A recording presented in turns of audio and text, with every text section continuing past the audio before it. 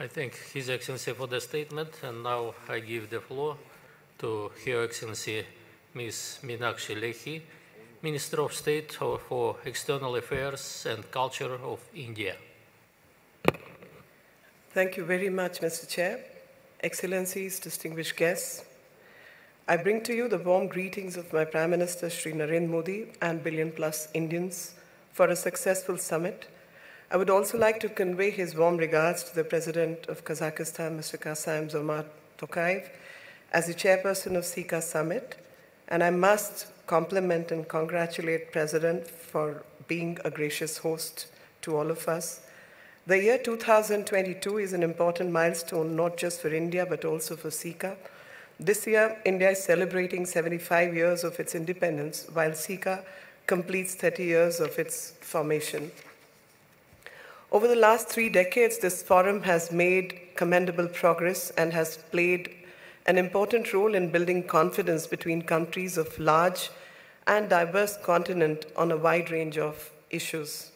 This is in tune with India's support for inclusive, consultative, and cooperative multilateralism and our fundamental philosophy of Vasudhaiv Kutumbakam, which means the world is one family. This ancient tradition continues to guide India's foreign policy in general, and naturally this applies even in greater measures to Asia. A belief is expressed in a variety of ways, including in meeting challenges and finding solutions together. This was clearly in evidence during the COVID pandemic. While providing for our own people, India did not abdicate its responsibility towards the humanity at large, and this was discernible when we provided vaccines, medicines, and medical supplies, as well as expertise to more than 150 nations. India has exhibited its commitment to sustainable development, and through the flagship initiatives such as International Solar Alliance, ISA, and Coalition for Disaster Resilient Infrastructure, CDRI. Digital India is a flagship program of the Government of India with a vision to transform India into a digitally empowered society and knowledge economy. In this regard, we endorse the CICA leaders' statement on cooperation in the field of security and in the field of ICTs to strengthen cooperation in this field.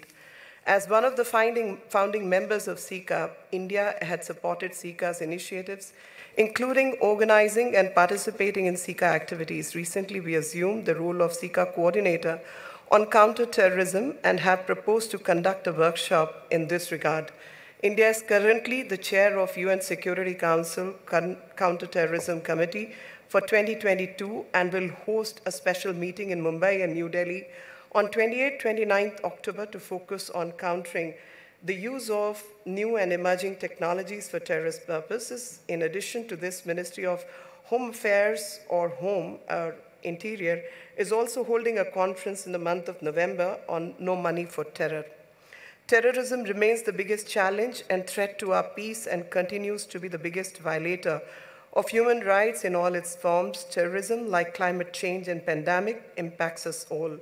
India follows a zero-tolerance approach towards terror and unequivocally condemns terrorism in all its forms and manifestations, including cross-border terrorism. India is also hosting many other organized conferences in this regard. For many decades, India has been affected particularly by the menace of cross-border terrorism, sustained through financial, political, and moral support of some states. Excellencies, it is unfortunate that Pakistan has again chosen the path of reckless use or misuse of CICA platform to propagate false and malicious propaganda against my country and distract from the theme and focus of today's discussions and cooperation amongst member states. The Union territories of Jammu and Kashmir and Ladakh have been and will remain an integral part of India. Pakistan has no locus standi to comment on India's internal affairs. Pakistan's remarks today constitute gross interference in India's internal affairs, sovereignty, and territorial integrity, which is inconsistent with the CICA Declaration on the principles guiding relations between CICA member states of September 1999. Pakistan is the global epicenter of terrorism and continues to be the source of terrorist activities, including in India. Pakistan continues to make no investment in human development, but provides their resources for creating and sustaining infrastructure of terrorism. Pakistan must immediately cease anti-India cross-border terrorism and shut down its infrastructure of terrorism. It will do well to stop the grave and persistent human rights violations in Pakistan-occupied Jammu and Kashmir and Ladakh, refrain from effecting any further material changes in the status of Pakistan-occupied Jammu and Kashmir and Ladakh, and vacate the Indian territories that are under its illegal and forcible occupation. We desire normal relationships with all our neighbors, including Pakistan. Pakistan is thereby advised to walk the talk by creating a conducive atmosphere, including by taking credible, verifiable, and irreversible actions to not allow any territory under its control to be used for cross-border terrorism against India in any manner. This will enable the two countries to engage and address issues bilaterally rather than distract this important international forum for its agenda of cooperation. At the UN Security Council, where India would be completing its tenure as a member this year, counterterrorism has been one of our focus areas. I hope that CICA members will be able to enhance our cooperation of the UN Global Counterterrorism Strategy, which we will adopt later this day. Excellencies, since time immemorial, India has been a home to persecuted minorities fleeing from across the globe.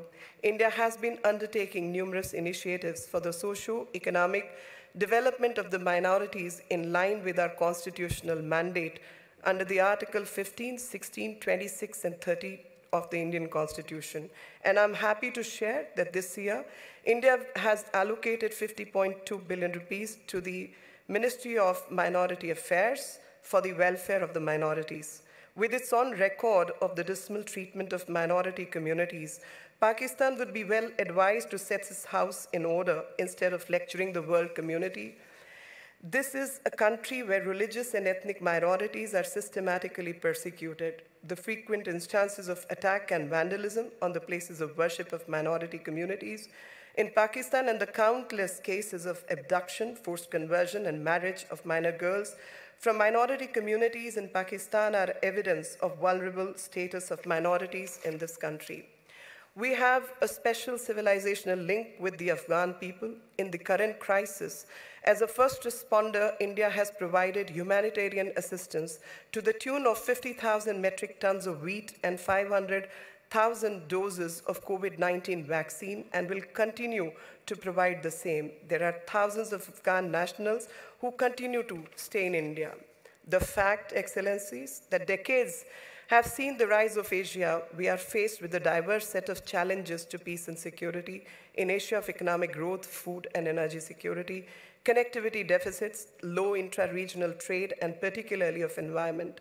Connectivity initiatives should be based on principles of transparency, broad participation, local priorities, financial sustainability, and respect for sovereignty and territorial integrity of all nations. As we go ahead, it is important to remember that our future remains closely intertwined. In this context, we view CICA as an important platform to provide and promote multilateralism in diverse and multipolar Asia.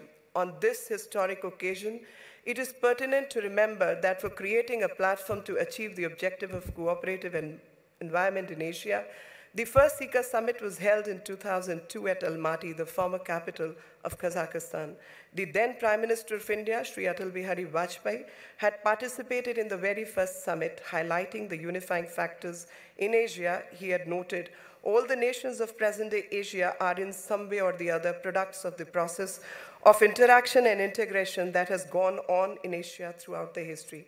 Therefore, in our tendency to focus on the conflicts of the day, we should not forget that we belittle our shared past. The countries share a geography that has facilitated a rich commerce throughout history, the movement of goods, ideas, and people. Traveling through the region, our shared history has left common imprints on our languages, customs, societies, habits, and traditions. Long ago, Sanatan Dharma and Buddhism had traveled along to many parts of our continent. Later, the Sufi saints' message of universal love and brotherhood echoed across India, Central Asia, and beyond. All the nations of present-day Asia are in some way or the other products of the process of interaction and integration that has gone on in Asia throughout the history. Excellencies, we should work towards confidence-building measures that should actively promote economic cooperation, cultural interaction, and people-to-people contacts. We should consistently strive to strengthen trade, investment, joint ventures, and cooperation in science and technology, human resource development, both within and among all the regions of Asia. On behalf of India and on behalf of my government, I congratulate Kazakhstan for leadership in steering various initiatives that seek to make CICA more relevant in the contemporary world. Thank you very much. Jai Hind.